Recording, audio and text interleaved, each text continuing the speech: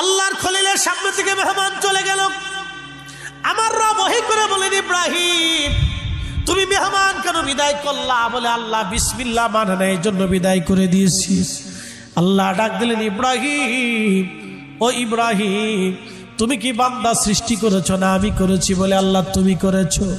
ইব্রাহিম তার এই বৃদ্ধকাল পর্যন্ত একটা দিনের জন্য আমি আল্লাহকে সে আল্লাহ বলে ডাক দেয় নাই। এই বৃদ্ধকাল পর্যন্ত তুমি তারে খাওয়াইছো না আমি খাওয়াইছি? বলে আল্লাহ তুমি খাওয়াইছো তারে। ইব্রাহিম আমি তার মৃত্যুকাল পর্যন্ত এত খাবার তাকে খাওয়াইতে পারলাম, আর তুমি এক বেলা এক মুঠো খাবার দিতে পারলা না। ইব্রাহিম তুমি কেন আমার বান্দারে তাড়াই দিয়েছ?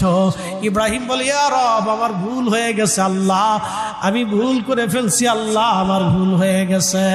একবার জোরে বলা যাবে কি আল্লাহু আকবার?